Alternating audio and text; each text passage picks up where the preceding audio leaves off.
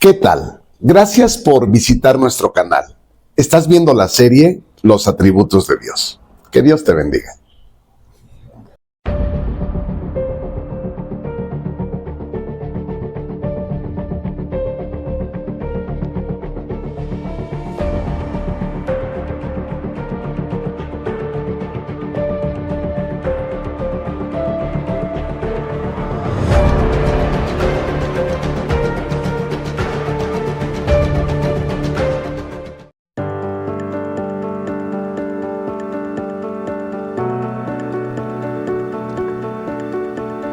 Todo está bajo el control soberano de Dios.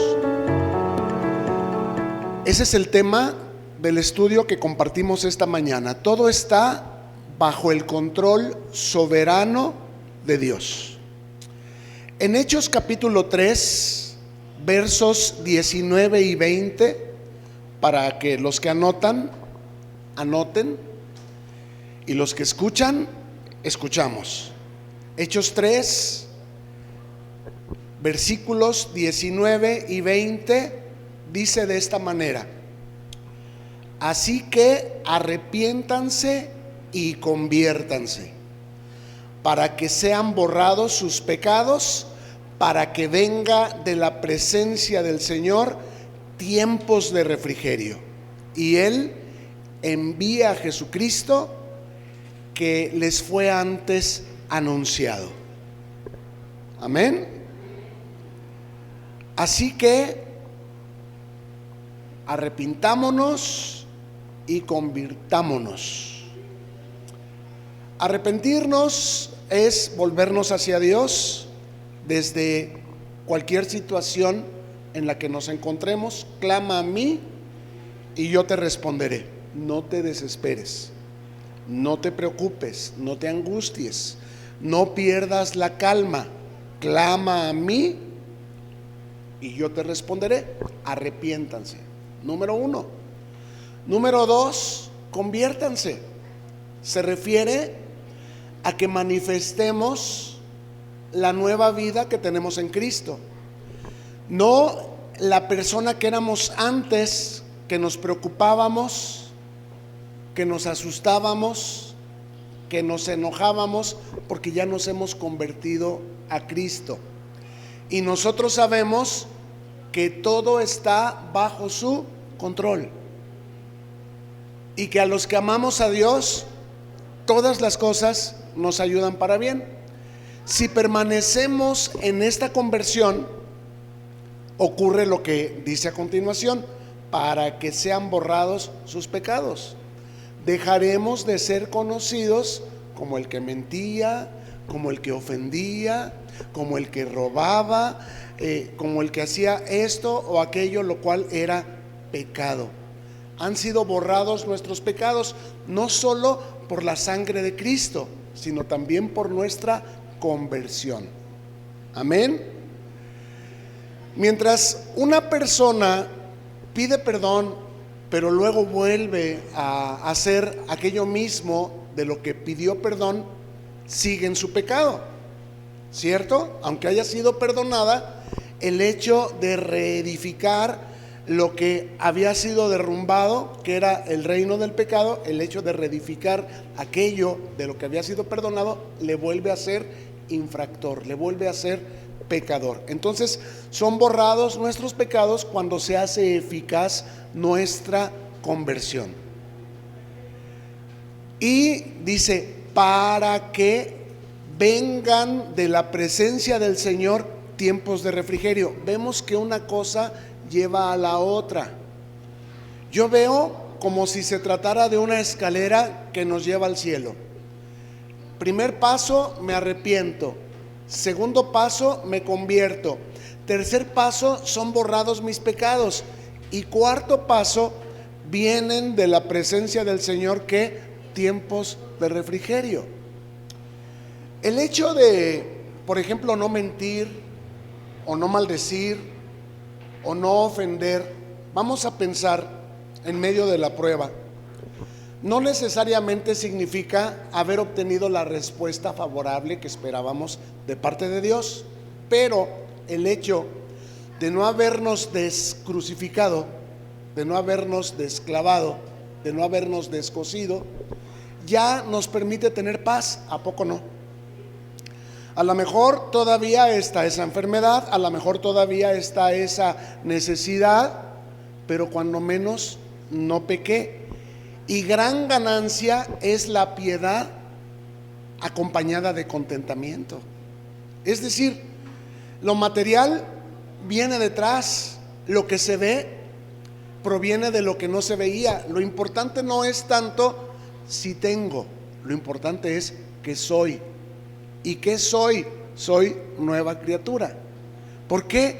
Porque han venido de la presencia del Señor tiempos de refrigerio para mí. No sé si las cosas se van a dar como yo quiero. No sé si voy a salvar mi ojo, no sé si voy a salvar mi matrimonio, no sé si voy a salvar mi empleo, no sé si voy a tener en mi vida una casa propia o todo el tiempo voy a pagar renta. No lo sé, pero sí sé que me he convertido y que esto es mucha ganancia, porque Dios ha puesto paz que sobrepasa todo entendimiento en mi corazón, de tal manera que soy feliz.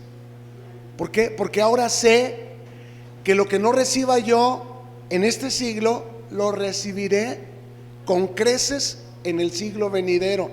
Lo importante, hoy sé, es hacer tesoros en el reino de los cielos. Y hoy soy una mejor persona por la gracia de Dios. Esto no significa que ser cristiano sea ser rico. No necesariamente, tampoco significa ser pobre. Ser cristiano es ser feliz, independiente de cual sea tu condición. Como decía Pablo, todo lo puedo en Cristo que me fortalece. Tanto sé tener mucho sin que lo mucho me pierda, como también sé tener poco sin que lo poco me pierda. Y luego dice el verso 20: y Él les envía a Jesucristo, que antes les fue anunciado. ¿Saben qué significa esto? Que cuando nosotros permanecemos en la condición de estos 4 pasos, estamos seguros de nuestra salvación, de tal manera que somos la novia que tiene su lámpara encendida y con aceite, y que en cualquier momento el Señor aparece, y en cualquier momento nosotros tenemos la garantía, la seguridad de que nos vamos con Él. Amén. Este es el gran propósito de nuestra salvación, que cuando venga la tribulación sobre este mundo, nosotros no la veremos. Nosotros estaremos de fiesta con Jesús. Estaremos en el banquete de bodas. ¿Y qué creen? Vamos de novia. Dele una ofrenda de aplausos al Señor.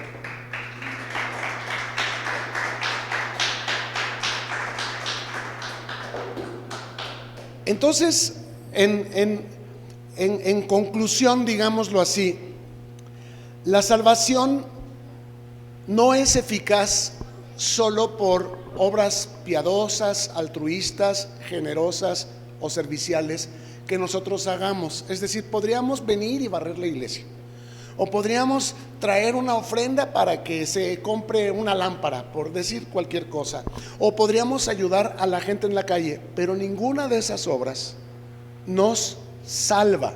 La salvación se manifiesta en el carácter, no en las cosas que damos o en las cosas que hacemos. Claro, cuando somos salvos, damos y hacemos, pero no para ser salvos, sino porque somos salvos. No damos de lo que no tenemos, sino de lo que hemos recibido de la mano de Dios, es de lo que nosotros le damos. También seríamos injustos habiendo recibido y no habiendo hecho partícipe a Dios y a nuestros pastores de las bendiciones que Dios ha traído a nuestra vida. Entonces, lo que quiero entender, lo que quiero explicar más bien, es que la salvación no es por obras, sino por gracia, por medio de la fe, y se manifiesta ¿en dónde? En el carácter. Por sus frutos se conoce el árbol. Ahora, tales cosas, la generosidad, el altruismo, la amabilidad, tienen buena reputación socialmente y pueden contribuir al evangelismo. Ejemplo, vamos a repartir despensas aquí en esta cuadra de atrás, donde hay mucha gente pobre, para ver si quieren venir a la iglesia. Y a lo mejor algunos vengan y a lo mejor otros no, pero si no los trajo el Señor, no van a permanecer, porque eso es exactamente lo que el Señor no hizo para el evangelismo. Es decir, ¿se acuerdan que Él les dio de comer? No una vez, 2 veces o 3, pero llegó un momento en que el Señor les dijo: y ustedes me siguen nomás ¿por qué? Por la despensa, por lo que yo les di, pero no me busquen por esto, no me sigan por esto. El que no coma mi carne y beba mi sangre, o sea, esa gente que viene así no necesariamente viene a participar del cuerpo y la sangre de Cristo. Por lo tanto, el que no coma mi carne y beba mi sangre, ¿qué dijo el Señor? No verá el reino de Dios. Entonces, esas cosas tienen cierta reputación, y pueden contribuir a cierta forma de evangelismo y a cierta forma de crecimiento, pero no necesariamente esa gente que se gana de esa manera son salvos. Si no nacemos de nuevo, el paño nuevo tira del viejo y se hace peor la rotura. Al ratito ya estamos comprometidos a tener que estar manteniendo a esa familia, y el día que no podemos llevarle o darle, se queja contra nosotros. ¿Por qué? Porque le dimos a otros, porque esa gente no está viendo a Dios, está viendo al hombre, y lo está viendo con malicia, porque Satanás es el acusador de los hermanos, y esa persona está acusando a los hermanos en los oídos de esa persona, y esa persona al ratito, lo que pretendimos que fuera un remiendo de paño nuevo en vestido viejo, tiró de aquel paño y se hizo peor la rotura. En lugar de ganar un amigo, ganamos un titipuchal de enemigos. ¿Me explico? El carácter no regenerado y el pecado que no hemos logrado vencer, tarde o temprano saldrán a la luz. Y lo que pretendimos, o los que pretendimos ser luz por las obras piadosas, nos terminará saliendo el cobre. Al ratito dirán: uy, es renojón, trata re mal a su esposa, trata re mal a las personas. ¿Por qué? Porque no es en el carácter donde se ha trabajado, sino en sus obras piadosas, en su generosidad, en su servicio, en su altruismo, pero no ha entrado Cristo en ese corazón. ¿Me expliqué? Es mejor el hombre que controla su propio carácter que el que toma una ciudad. Más importante que meter gente a la iglesia es meter a Cristo en nuestro corazón, porque si metemos gente en la iglesia y Cristo no está en nuestro corazón, al ratito vamos a aventar para afuera a esas personas a pedradas. ¿Con qué? Con nuestras acciones, con nuestro carácter, con nuestra falta de amor real. No confundamos amor con amabilidad, porque a veces pensamos: ay, el pastor nos habló bien feo. ¿Cuándo les he dicho generación de víboras o sepulcros blanqueados? ¿O cuándo he hecho un azote de cuerdas volcando las mercaderías y las vendimias? Nunca. ¿Y quién sí lo hizo? Cristo. ¿Y Cristo es Dios? ¿Dios es amor? Entonces estamos interpretando mal el amor. ¿Qué es el amor? Darle a Cristo a las personas. De tal manera amó Dios al mundo que ¿qué hizo? Les dio despensas, los sanó de todas sus enfermedades. Esa misma gente con la que Jesús había sido altruista, con la que Jesús había sido generoso, ¿cómo terminaron después gritando contra él? Crucifíquenle, crucifíquenle. ¿Por qué? Porque realmente no lo tenían en el corazón, lo tenían ahí enfrente. No lo tenían en el corazón. Y mucha gente puede tener los milagros de Dios y no creer, pretender servirse de los milagros de Dios, ser beneficiaria de los milagros de Dios y no creer. Aquí es donde enfatiza este estudio la importancia que tiene el carácter para manifestar la verdadera salvación en una persona. Nerón, ¿se acuerdan de Nerón? El emperador Nerón, no el perro del vecino. Nerón, el emperador, es ejemplo de un hombre bien intencionado, pero con un carácter no regenerado. Es decir, sin arrepentimiento. ¿Qué terminó haciendo Nerón con la ciudad de Roma? ¿No la incendió? no la puso patas para arriba, la terminó destruyendo con un incendio. Y cuando recapacitó y dijo, ay, me equivoqué, ¿a quién culpó? A los cristianos. ¿Y qué repercusión ocasionó la falsa acusación de Nerón?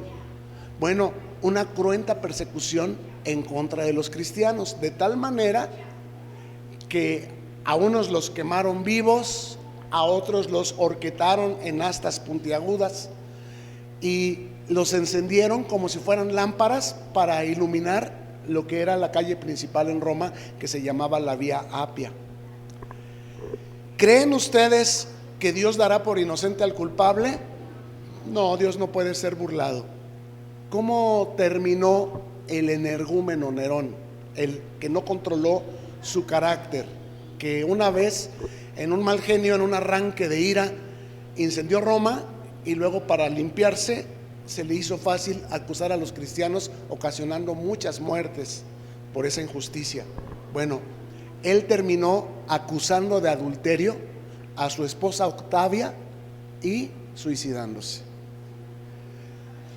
Saúl es otro ejemplo. ¿Quién se acuerda del rey Saúl? Es otro ejemplo de un hombre que tuvo en sus manos la oportunidad de un gran ministerio. Imagínense ustedes, rey de Israel, el primer rey en la historia de la nación, pero su orgullo lo traicionó. Amaba a David, pero en sus ataques de envidia y de impotencia, 3 veces, ¿a poco no?, intentó matarlo. ¿Cómo? A saetearlo. Incluso, fíjense hasta dónde puede llegar una persona no regenerada, una persona fuera de sí dentro de la iglesia. Cesó de luchar contra los verdaderos enemigos de Israel, que eran los filisteos, para ir a cazar la vida de David. El que la gente decía, Saúl mató a sus 1000 y David a sus 10,000, y eso no lo soportaba el rey. Era la pura envidia la que ocasionó que este hombre hiciera una destrucción tremenda dentro del pueblo de Dios, como ocurrió también con Nerón, que vimos que causó una destrucción contra Roma y después contra los propios cristianos. Y casi siempre los que la llevan son la iglesia y los pastores, de todos nuestros malos genios, de todos nuestros malos entendidos, de todas nuestras quejas. Casi siempre los que la pagan son la iglesia, que ya no voy, ahí es la pura pedidera, ahí es nomás que le exigen a uno y que tienen favoritos, y los pastores nomás esto y nomás lo otro. Siempre la llevamos los cristianos, en este caso, ¿verdad? Dios había concedido a David la oportunidad de matar a Saúl. ¿Se acuerdan que David tuvo esa oportunidad? Y si lo hubiera matado, David pudo haberse proclamado rey, como Dios le había prometido.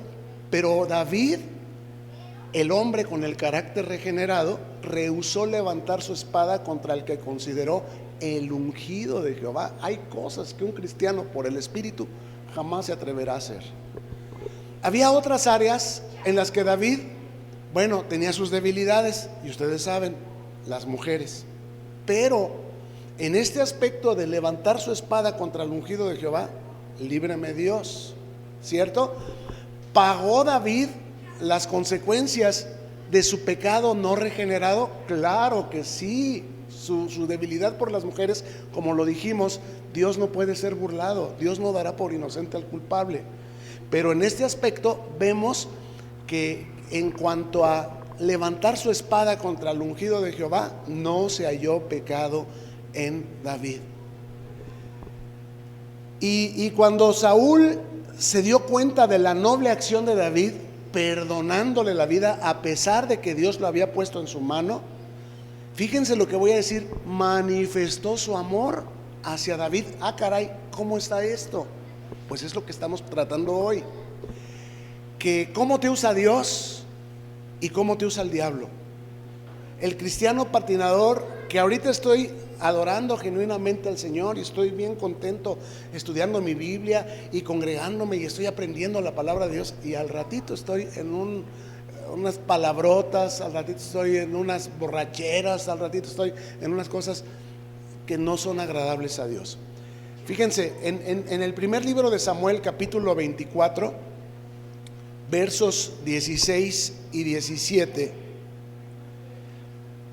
Primer libro de Samuel, capítulo 24, versos 16 y 17, dice: y aconteció que cuando David acabó de decir estas palabras a Saúl, Saúl dijo: ¿no es esta la voz tuya, hijo mío David?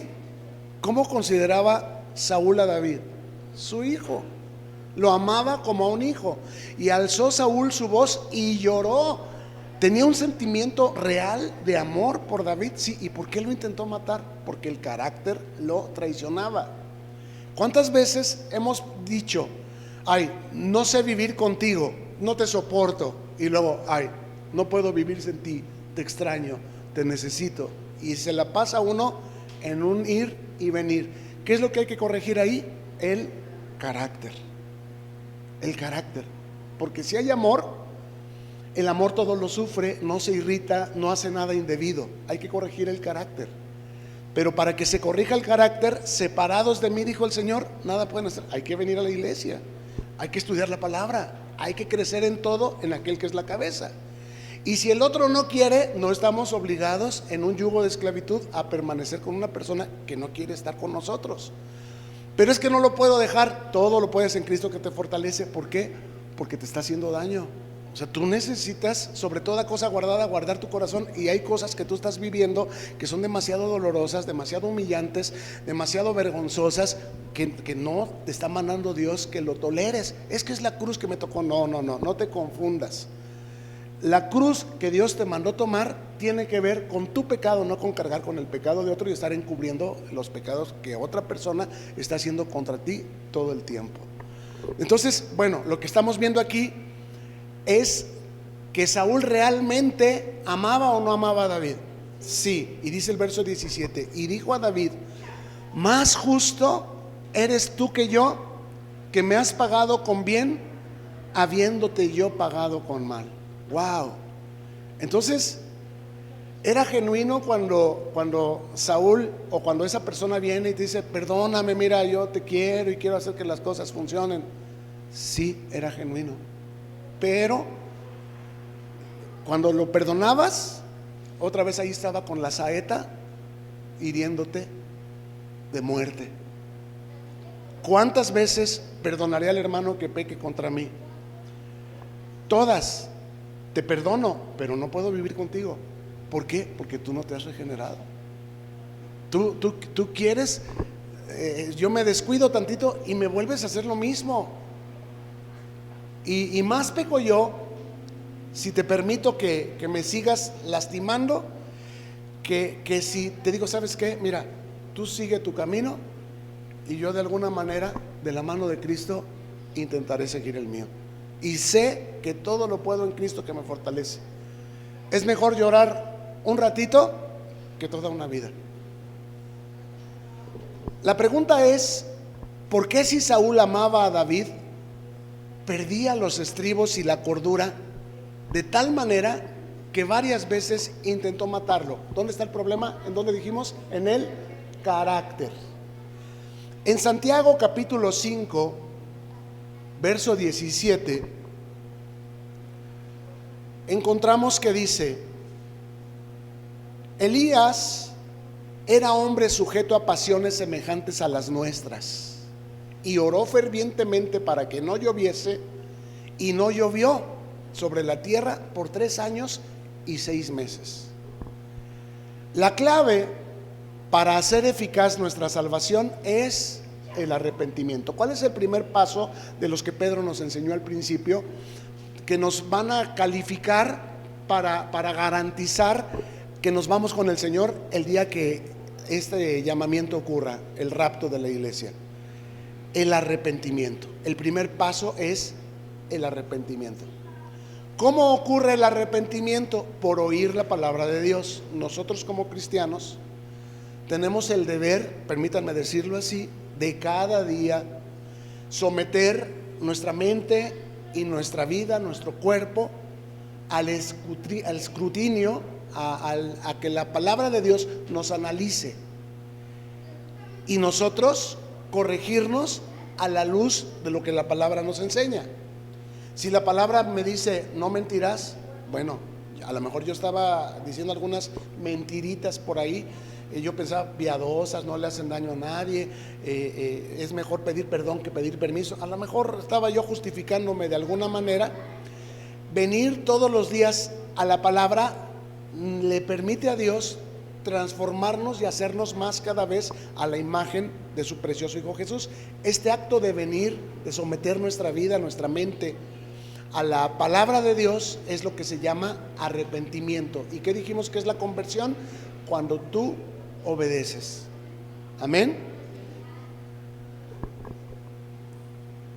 Cuando presentamos nuestros cuerpos en sacrificio vivo, santo y agradable a Dios, cultivando nuestro raciocinio, porque estudiamos su palabra, meditamos su palabra, esto se transformará en obras, acciones, decisiones, reacciones que nos hacen más, que se parecen más a lo que Jesús haría en nuestro lugar. ¿Por qué? Porque Él es el primogénito entre muchos hermanos. ¿Y qué es lo que ha ocurrido? Que se ha renovado nuestro entendimiento a la luz de la eficacia de la palabra de Dios. Cuando nosotros oramos, la palabra de Dios nos la aplicamos, de tal manera que cuando salimos de ahí somos más como Cristo y menos como éramos nosotros, lo cual nos hace más que vencedores. Como lo dijimos, cuando por fin nos convertimos, vienen de la presencia del Señor tiempos de refrigerio. Yo no sé si esto signifique que se hagan las cosas como yo quiero, pero sí sé que aunque no se hagan las cosas como yo quiero, yo tengo paz, yo tengo gozo, yo tengo esperanza, yo tengo fe, y esto para mí son tiempos de refrigerio, y vale más mi alma que el coche, vale más mi alma que el matrimonio, vale más mi alma que los hijos, vale más mi alma. ¿Por qué? Porque si yo estoy bien, entonces voy a poder ayudar a mucha gente, voy a poder resolver muchas cosas. Pero si yo no estoy bien, yo no puedo ayudar a nadie. ¿Alguien diga amén? Entonces, cuando oímos la palabra es cuando ocurre la transformación de nuestro entendimiento, y entonces comenzamos a actuar más como lo hace el Señor. Hay un cambio de mentalidad y de actitud, y de esa forma es como dejamos de hacer las cosas a nuestro modo y comenzamos a hacerlas al modo de Dios. Y cuando las cosas se salen de nuestro control, pero nosotros estamos en Cristo, entendemos, aunque no nos guste lo que estamos pasando, y aunque ya queramos salir de esa mala situación, que todo está bajo el control de la soberanía de Dios. Y ese es el tema de nuestro estudio esta mañana. Entendemos que si estamos pasando por una situación que no queríamos, una crisis matrimonial, una descompostura, un accidente, una situación que no queríamos enfrentar, que no te quisieron dar un papel, una autorización, un pasaporte, a los que amamos a Dios, todas las cosas nos ayudan para bien. ¿Conforme a qué? Conforme al propósito de Dios. A mí me habían dicho, no hombre, no aceptes uno de Dios, todo lo puedes en Cristo que te fortalece. No se refiere a todo lo que tú quieres, se refiere a que todo lo que tú tengas que pasar lo puedes soportar con gozo. ¿Por qué? Porque mayor es el que está en ti que el que está en el mundo. El propio Señor Jesucristo no vino a hacer su voluntad, sino la voluntad del Padre. Entonces, ¿cuál es el propósito de Dios al habernos hecho cristianos, al habernos hecho salvos? Que seamos santos y sin mancha delante suyo. Eso es. El arrepentimiento y la fe son dos cosas que tienen que venir juntas para hacer eficaz nuestra salvación. Porque mucha gente tiene fe, pero no tiene arrepentimiento, es sorda en su fe, y quiere que las cosas se hagan como Él quiere, a la hora que Él quiere, y sufre mucho. ¿Por qué? Porque Dios es soberano. y porque ha entendido mal la Biblia, la ha oído incompleta. Le han prometido que se convirtiera a Cristo y que se acabarían todos sus problemas, y no sabe vivir, y no sabe convivir, y no sabe perdonar. No solo la fe es necesaria para nuestra salvación, es necesaria nuestra conversión, el nuevo nacimiento. Muchas personas tienen fe, pero carecen de arrepentimiento, es decir, de nuevo nacimiento, y siguen siendo mediocres en su manera de vivir como cristianos. Ambas cosas, la fe y el arrepentimiento, son necesarias. Y como lo dijimos al principio, podemos tener obras piadosas, altruistas, ser amables, ser serviciales, manifestar mucho entusiasmo, pero si todavía estamos en nuestros pecados, tarde o temprano nos va a salir el cobre, y lo que habíamos conquistado, lo que habíamos ganado, lo vamos a echar a perder con un carácter no regenerado. Lo verdaderamente importante es que tú vayas creciendo en el gozo a pesar de las circunstancias por las que estás pasando. Por lo tanto, cuando tú estás pasando por sufrimiento, por escasez, por enfermedad, por necesidad, ¿qué debemos entender? Que Dios está sometiendo, está cociendo este pan a fuego lento. No es que Dios se ha olvidado, no es que tú has hecho algo mal, no, porque todo está bajo la soberanía de Dios. Es que Dios tiene su tiempo y está tratando contigo para enseñarte a tener fe, a tener gozo, a estar convertido a pesar de las dificultades por las que estés pasando. Alguien diga amén. Y por causa de nuestros pecados, puede ser que no estemos disfrutando los tiempos de refrigerio de los que nos habló Pedro, que vienen de la presencia del Señor. O sea, yo sí lo estoy disfrutando. ¿Por qué? Porque sé que todo está bajo el control de la soberanía de Dios. Sé que Dios no nos deja ser tentados más de lo que podamos soportar, pero esas personas que creen que es el reino a su modo y que tienen que decirle a Dios lo que Dios tiene que hacer, sufren mucho y nunca están conformes. ¿Por qué? Porque pues ellos nunca van a ser los soberanos. ¿Quién es el soberano? Cristo. Están afanados y turbados como Marta, porque las cosas no son a su modo ni en su tiempo, y pretenden que el mundo sea un lugar feliz. ¿A poco no están orando por la paz mundial? ¿A poco no están orando para que no haya epidemias, para que no haya carestía? ¿Y qué dice la Biblia? Que esas cosas tienen que venir. Y si vienen, ¿voy a ser infeliz? No, lo que estoy entendiendo es, más importante es mi carácter que todas las cosas materiales. Son infelices por falta de arrepentimiento, porque han ignorado el reloj profético de Dios descrito en la Biblia. En Juan capítulo 3, verso 3, dice que Jesús respondió y dijo: de cierto te digo, que el que no naciere de nuevo no puede ver el reino de Dios. Bendito Dios, porque los que hemos nacido de nuevo vemos el reino de Dios aún en medio del caos. Yo veo, así como Abraham, a Cristo junto a mí, a pesar de mi vejez y de la esterilidad de mi esposa. ¿Se acuerdan de Abraham? Él no se debilitó al considerar su propio estado físico como ya de un muerto de 100 años, un hombre ya de edad demasiado avanzada. Él pensó y consideró que Dios era poderoso para cumplir la promesa que le había hecho. Pregunta: ¿y Dios se la cumplió? Claro que sí. Entonces, yo puedo ver a Dios en medio del caos. ¿Por qué? Porque me he arrepentido. He aprendido el caminito que me lleva a la verdad y que me lleva a la vida.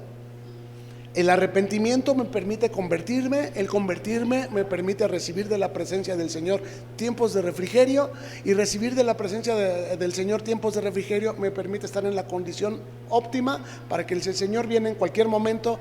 Adiós mundo cruel, yo me voy con Él.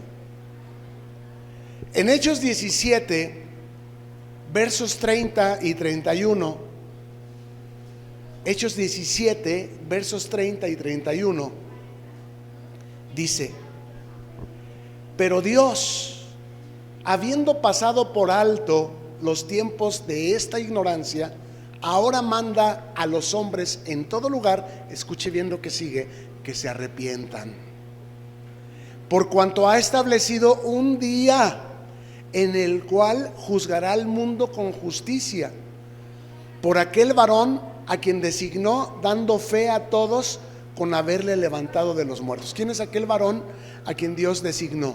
Cristo el Señor. Entonces viene un día establecido por Dios, que solo el Padre sabe cuándo es, en el cual Dios juzgará al mundo con justicia por medio de Cristo. Y yo, como estoy con Cristo, cuando me he arrepentido y me he convertido y han venido sobre mí tiempos de refrigerio, estoy seguro en Él. Yo no tengo nada que esconder, nada de qué avergonzarme. ¿Por qué? Porque aunque no tengo casa, no tengo coche, no tengo matrimonio, no tengo hijos, no tengo esto y no tengo aquello, tengo a Cristo. Si tengo a Cristo, lo tengo todo. Y lo que no tenga yo, lo que no reciba yo en esta vida, la voy a recibir en la vida venidera. Y Él vendrá y enjugará toda lágrima. Y lo que era cojo, allá estará entero. Lo que era ciego, allá verá. Lo que estaba paralítico, allá caminará y correrá. ¿Por qué? Porque el Señor todo lo hizo bien. Pero ¿por dónde ha comenzado? Por nuestro corazón. ¿Por dónde ha comenzado? Por nuestro carácter. ¿Por dónde ha comenzado?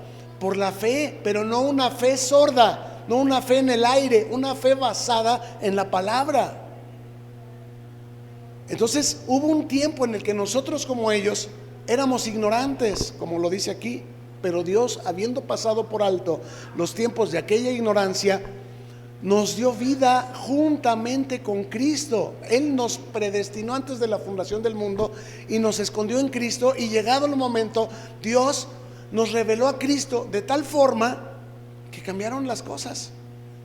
Ahora, muchas son las aflicciones del justo, pero de todas ellas el Señor le libra.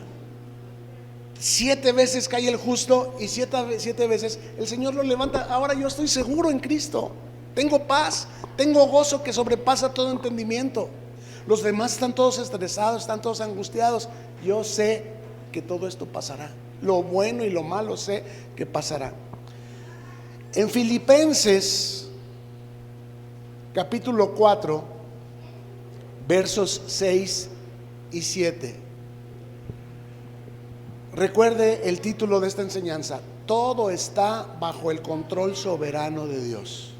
Filipenses capítulo 4, versos 6 y 7. Dice: por nada estén afanosos, sino sean conocidas sus peticiones delante de Dios en oración y ruego con acción de gracias. Aquí hay una palabra, una expresión que amerita que nos detengamos un poquitito, no mucho, pero sí vamos a examinar. Acción de gracias no significa decirle gracias Dios, amén. No, acción de gracias es que salgas de ahí dando gracia. ¿Qué es la gracia? Es el buen carácter, es el ánimo, es la fe, es el conocimiento de la palabra de Dios que te sustenta y que los demás no tienen. Los demás te van a preguntar: oye, pero ¿qué no ves la situación? ¿Por qué no estás preocupado? ¿Por qué no lloras? ¿Por qué no te enojas? Porque no, sobre toda cosa guardada, yo guardo mi corazón. Yo sé que todo está bajo el control de Dios y sé que nada pasa sin la voluntad de Dios. Oye, pero es que vamos a orar por la paz mundial. Esto no se va a componer. van a orar, van a hacer marchas, van a convocar cadenas de oración, pero eso no se va a componer. Eso es engañarse a ustedes mismos. Eso es querer el mundo a su forma. Acción de gracias es dar de gracia lo que hemos recibido. Entonces, por nada estén afanosos, sean conocidas sus peticiones delante de Dios en toda oración y ruego, con acciones o acción de gracias. Y vea lo que sigue: y la paz de Dios, que sobrepasa todo entendimiento, guardará sus corazones y sus pensamientos. ¿En dónde? En Cristo. Ahí está la clave de todo. Si gustan, vamos a estar sobre nuestros pies y apropiémonos de esta seguridad, de esta paz, de este amor incondicional, de esta fidelidad que Dios tiene para nosotros en Cristo. Gracias, Señor, porque aunque pasemos por muchas pruebas, por muchas aflicciones, por muchas necesidades, por escasez, por peligros, aún por hambre, tú tienes el control. Nosotros antes nos angustiábamos sobremanera, pero siempre comprobamos que toda oscuridad intensa de la noche termina por ceder ante la luz del nuevo día, que siempre vuelve.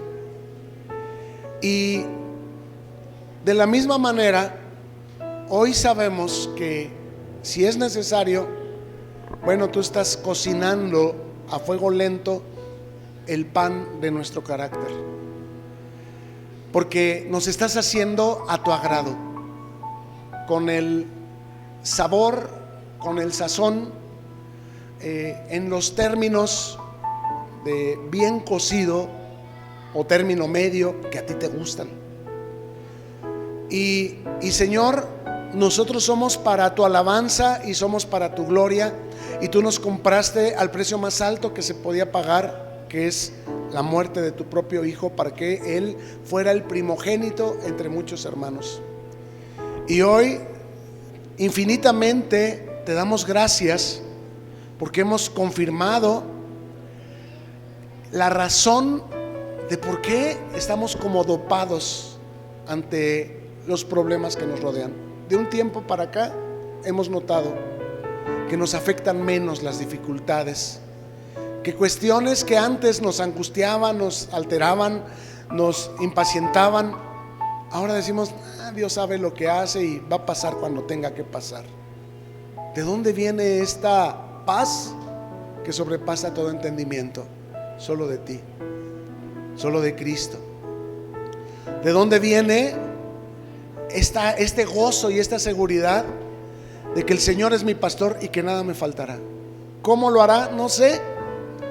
Las aves no siembran ni cosechan, y los lirios del campo no hilan ni trabajan, y tú tienes cuidado de las aves, y tú vistes a los lirios del campo con una gloria que ni el mayor de los reyes de todos los tiempos, que es Salomón, se vistió. ¿Cuánto más no cuidarás de nosotros, que valemos más que muchos pajarillos? Señor, si en algún momento hemos estado alterados por las circunstancias, te rogamos que nos limpies con tu preciosa sangre. Te rogamos, Señor, que arranques de nosotros esos residuos de aquella forma de pensar y de vivir del tiempo de nuestra ignorancia, y que no volvamos atrás, sino que tengamos esta paz y este gozo provenientes de las promesas que tú nos das en tu palabra, Señor, de la seguridad de la salvación que hemos recibido en Cristo Jesús. Gracias, Señor, por tu fidelidad, por tu amor, por esta palabra, y te rogamos que así como nos permitiste venir con bien, también nos permitas irnos con bien y dar gracia a todas las personas que nos rodean, Señor. Dar de gracia lo que nosotros hemos recibido. Y si algunos de ellos también han sido elegidos para salvación, ellos nos oirán, ellos creerán, ellos vendrán también y no se irán, porque tú los traes con fuerzas irresistibles, con gracia irresistible. En el nombre de Cristo Jesús te suplicamos, Señor, que nos uses para tu gloria, que quites nuestros ojos de nosotros mismos y de las cosas que nos faltan, que nos hacen, que queremos, y que pongamos más nuestros ojos en ti, y entonces todo lo demás vendrá detrás. Dice: a los que buscamos primero el reino de Dios y su justicia, las demás cosas nos vendrán por añadidura. Por lo tanto, no hay que afanarnos por nada. Si hay que trabajar, hay que ser fieles, hay que cumplir los horarios, hay que esmerarnos, hay que ser respetuosos, hay que crecer en la sociabilidad, en la amabilidad, pero nuestro amor más grande siempre eres tú. No hay obra que sustituya el amor y la devoción que tenemos por ti. En el nombre de Cristo Jesús nos encomendamos a ti y te rogamos que seamos una bendición, Señor, a pesar de las circunstancias en las que nos encontremos y a donde vayamos. Gracias, Padre, en el nombre de Cristo Jesús. Amén y amén. Alabamos al Señor.